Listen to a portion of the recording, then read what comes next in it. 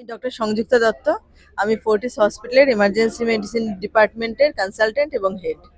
Without practice suddenly আমি সকালবেলা উঠে ভাবলাম আমি 10 কিলোমিটার 25 কিলোমিটার দৌড়াবো, দ্যাট শুড নট বি ডান।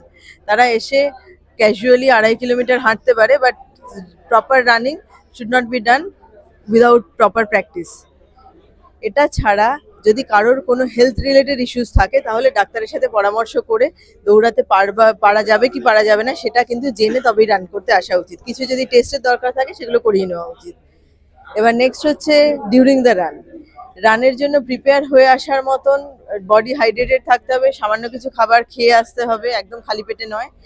এবং দৌড়ানোর সময় যদি দেখা যায় বুকে ব্যথা হচ্ছে, খুব বেশি রকম শ্বাসকষ্ট হচ্ছে, ফেন্টিং এর মতন ফিলিং হচ্ছে এবং খুব অস্বস্তি হচ্ছে, প্রচুর প্রয়োজনের তুলনায় বেশি মনে হচ্ছে ঘাম হচ্ছে, সেক্ষেত্রে কিন্তু নিজেকে আর জোর করে না দৌড় করে ওই জায়গাটায় থেমে যাওয়া উচিত এবং চারদিকে ডাক্তাররা থাকবে এবং স্পটার্সরা থাকবে এবং হেল্প খুঁজতে হবে। আর হাইড্রেটেড রাখা, যে দৌড়াচ্ছি বলে দৌড়াতে হবে, আগে যেতে হবে, আমি জল খেলাম না, এটা যেন না হয়। জলের সঙ্গে সঙ্গে ওআরএস থাকবে, হেলথ ড্রিঙ্ক থাকবে, এগুলো কিন্তু খাওয়া উচিত।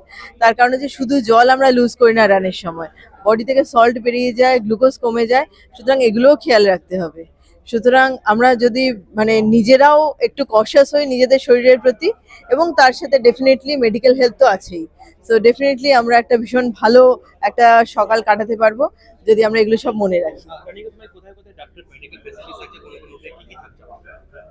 দেখুন, একটা ফিনিশ লাইনে একটা ফুল আইসিইউ সেট আপ থাকছে, পুরো critical care set up, including defibrillators, ventilators, যা যা লাগে, শক দেওয়ার জন্য যেটা লাগে, আর্টিফিশিয়াল রেসপিরেশনের জন্য যা লাগে, সমস্ত কিছু। এটা ছাড়াও রুটের মধ্যে টোটাল 8টা মেডিকেল সেন্টার থাকছে, যেখানে ডাক্তার থাকবে, ফিজিও থাকবে, সাপোর্টিং স্টাফ থাকবে, সব থাকবে।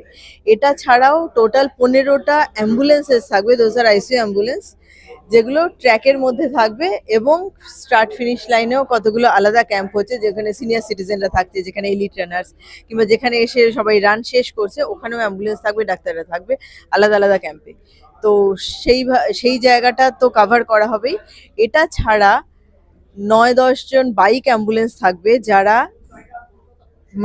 ডাক্তার বাইকে থাকবে উইথ আ মেডিকেল কিট, যারা ইমিডিয়েটলি রানাররা যদি ট্র্যাকের মধ্যে কিছু হয় তাকে সঙ্গে সঙ্গে হেল্প করতে পারবে।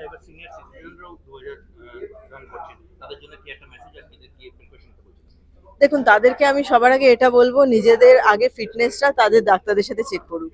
তাদের যদি সুগার প্রেশার থাকে সেগুলো কন্ট্রোলে আছে কিনা সেগুলো দেখা খুব জরুরি।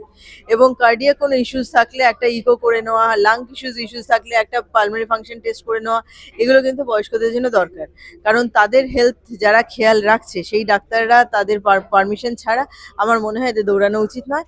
এবং যদি দৌড়ায় সেক্ষেত্রে নিজেরা নর্মালি যে প্র্যাকটিসটা করেন, যদি কোনো সিনিয়র সিটিজেন রেগুলার 5 কিলোমিটার হাঁটতে অভ্যস্ত থাকেন, কিংবা 10 কিলোমিটার যিনি অভ্যস্ত থাকেন, সে যেন সেটাই করে। হঠাৎ করে রেসের দিনে যেন নিজেকে এক্সট্রা লোড না দিয়ে ফেলেন, সেটা খুব জরুরি। আর যদি কোনো অসুবিধা হয়, definitely sick help.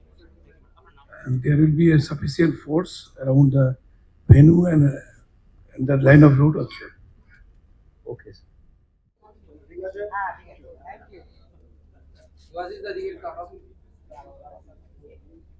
Thank you.